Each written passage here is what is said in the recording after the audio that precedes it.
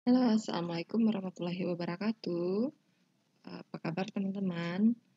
Pada perkuliahan pada hari ini, kita akan membahas mengenai organisasi publik dan organisasi swasta ditinjau dalam sistem informasi.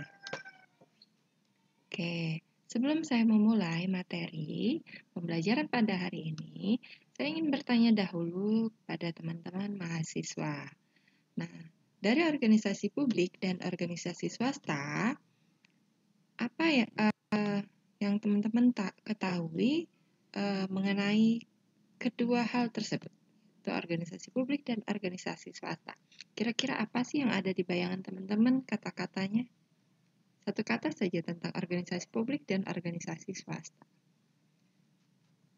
Oke, jadi organisasi publik itu ada apa saja?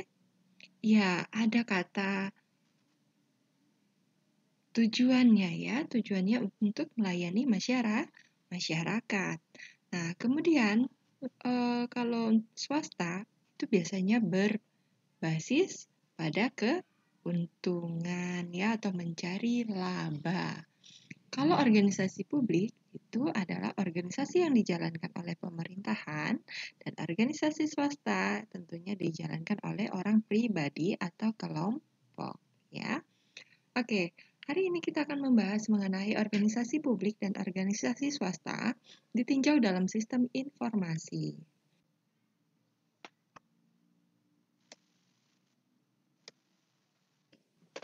Jadi, organisasi publik atau pemerintah itu tentu berbeda dengan organisasi swasta atau perusahaan swasta. Di mana?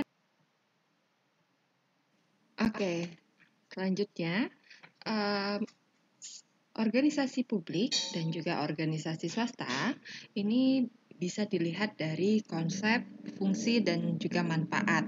Nah, adapun konsep dari organisasi publik yaitu organisasi publik adalah organisasi yang terbesar yang mewadahi seluruh lapisan masyarakat dengan ruang lingkup negara dan mempunyai kewenangan yang absah atau terlegitimasi di bidang politik, administrasi pemerintahan, dan hukum secara terlembaga, sehingga mempunyai kewajiban melindungi warga negaranya dan melayani keperluannya.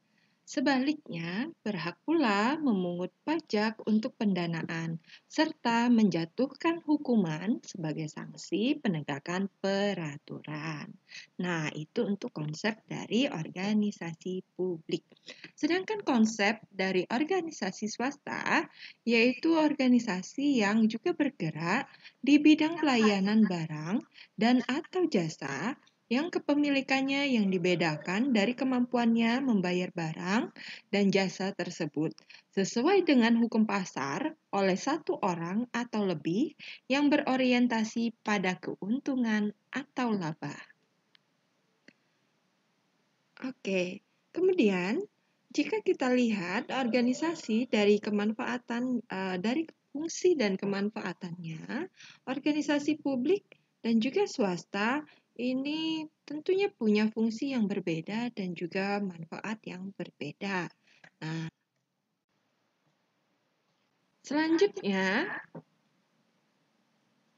oke, dari penjelasan ya, setelah saya jelaskan tadi, perbedaan dan persamaan organisasi publik dan organisasi swasta. Oke. Oke, jadi perbedaan dan persamaan organisasi publik dan organisasi swasta ini bisa dilihat dari tiga sisi ya. Yang pertama orientasi, kedua kepemilikan, ketiga dalam hal penyebaran tanggung jawab.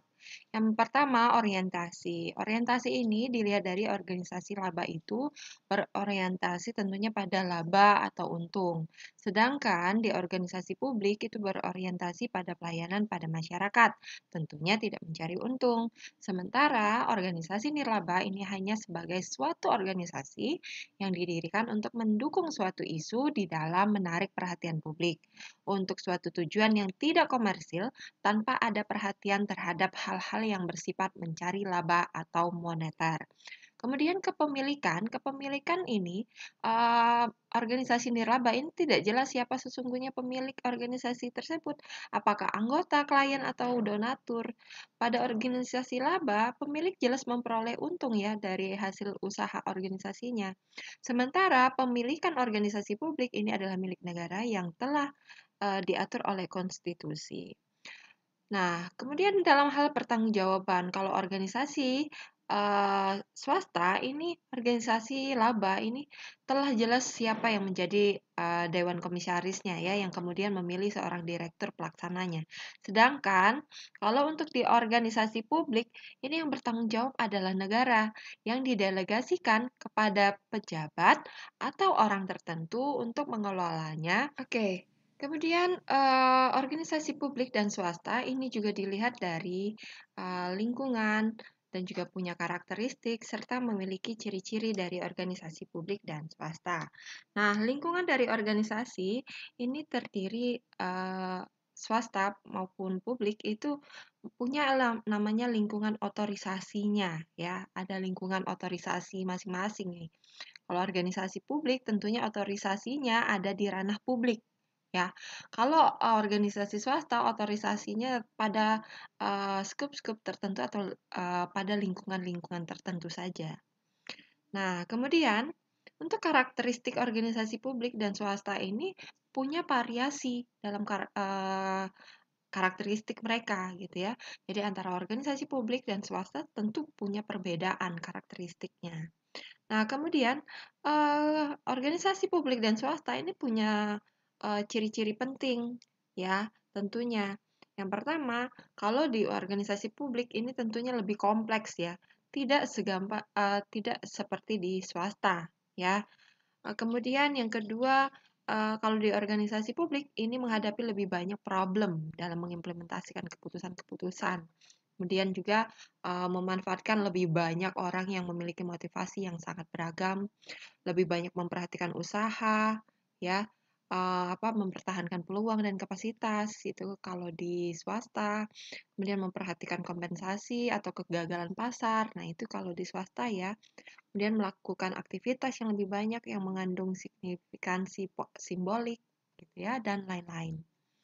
Nah, demikian teman-teman. Oke, Terima terima kasih kasih materi. teman-teman atas perhatiannya. Demikian saya akhiri materi hari ini. Saya tutup. Wassalamualaikum warahmatullahi wabarakatuh.